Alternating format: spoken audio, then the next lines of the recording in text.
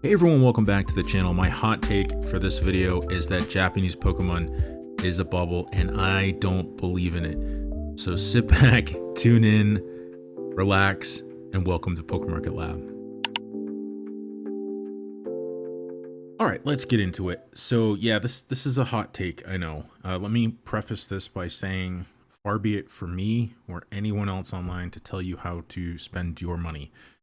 Whatever you decide to spend your money on from an investing, collecting, or an enjoyment standpoint is completely up to you.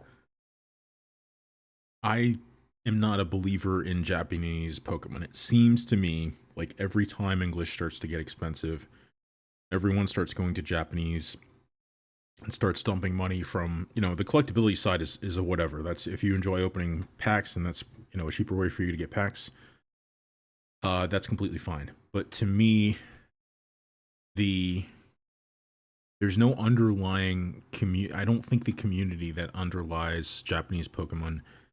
I think the majority of it is a lot of investors and a lot of bubble. And the reason for that is fundamentally at a basic level, I believe that Pokemon product is enjoyed by millions and has been for decades organically in the United States. And Japanese just does not have that cultural depth here in the US to support the level of product that has been imported into the US. I have no data to back this up. And this is just a gut feeling. This is just how I feel about it. Maybe there's something I'm not aware of. Maybe there's something I need to learn, but Pokemon's been a touchstone for me for a long time in my life, right? Like many of you, I started collecting cards and playing the game when I was a kid, fell out of it, and then fell back in love with it later on in life. And the biggest surprise to me getting deeper into that community is how many people in newer generations are enjoying the product.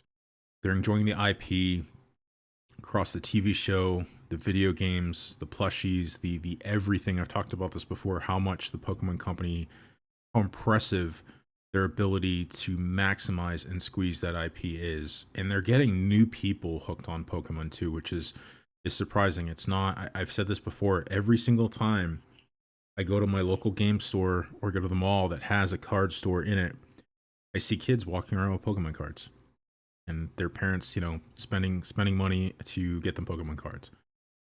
It's exciting. That's what we want to see. That's brings, definitely fills my heart with joy. And, the other part of me is like, hey, we're getting another generation hooked on product. But that to me is really important for a product that is in many ways and has been in many ways a nostalgia play. And I think the problem with Japanese product is, I know it's good. I've opened Japanese product. I have a little bit of Japanese product. It's not something I go after from an investing or collecting standpoint. Again, it's not a touchstone in my life for me, and therefore I don't believe in it wholeheartedly like I believe in English Pokemon. The problem with Japanese product is it's not accessible in retail stores in the US. The number of impulse buys that happen at Targets, at Walmarts, at even grocery stores grabbing sleeved booster packs cannot be discounted. That impact on the hobby long term cannot be overstated. And Japanese doesn't have that. And for it to become a collectible, it can't just be people who are 100% in the know, who are on the Facebook groups, who are investing and collecting and looking at card values and purchasing from TCG Player. It can't be just that. It has to be, I've seen other YouTubers talk about this. What we're doing right now, this Pokemon channel, this is not the masses. This is the niche top 1 to 2 to 5% of the hobby who is really focused and dialed in. The vast majority of people that open Pokemon cards, it's an impulse buy, or it's, hey dad, can we go to the games card store this weekend and get that new set that I heard is out?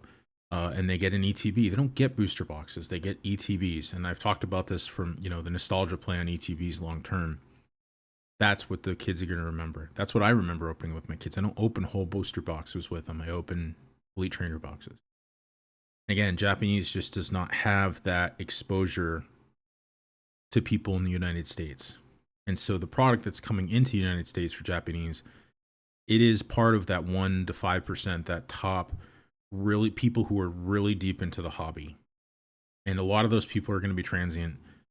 And that's not an underlying foundation of support for a product, for a collectible product long term to me. And again, I have some Japanese products, some of the better sets like V-Star Universe and 151. And I think some of the moves the Pokemon Company has done with like the Master Ball Hollows in 151 brought a lot of people into collecting. It was a chase, right, for people. We could not get that in English. We did not have any Master Ball Hollows in English at the time.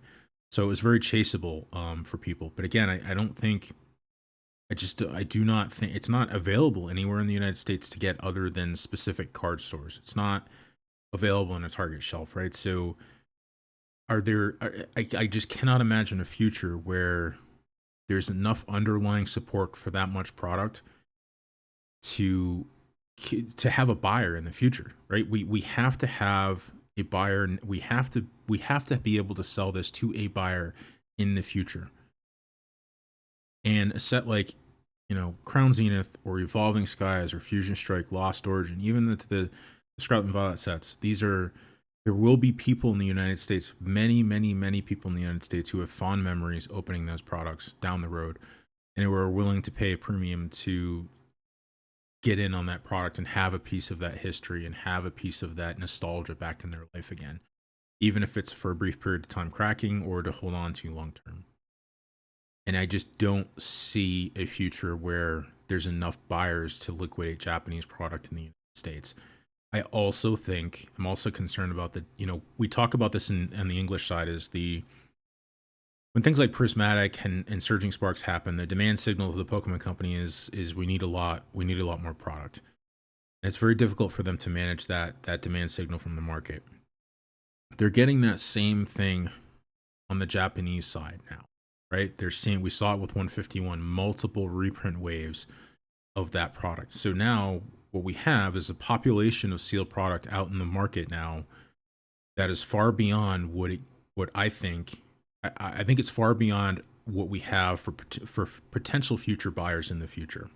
I could be wrong about that, and that could be maybe special sets like that 151. There will always be a buyer for on the Japanese side. I truly don't know, but I think that the safer bet for me longer term is English, because even if the demand signal from the market in the short term, because of investors and scalpers and so on and so forth, is that we need more boxes, again, there's an underlying culture and IP associated with English product that will support it long term. It will create buyers long term.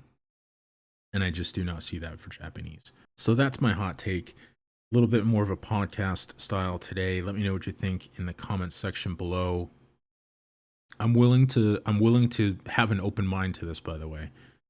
I think I'm fundamentally, it's not that I'm right.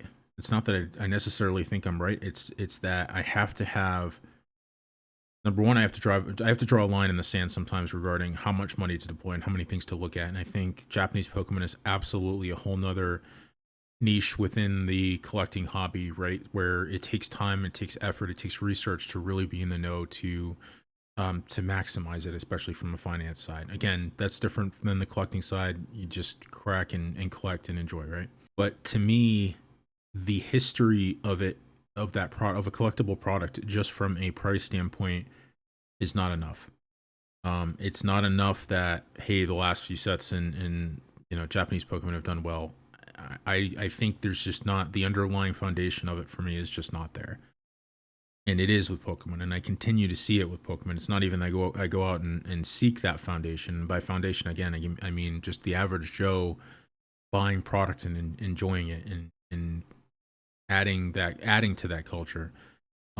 It's just not there. And again, I'm willing to be, I don't know if it's something I could be proven wrong. It could be maybe something that I just need more exposure to, but again, I'm not trying to dissuade anyone from doing it. It's just, I just thought it would be an interesting video to put out there, what my feelings on that product are. So that's it for today. Let me know what you think in the comments below.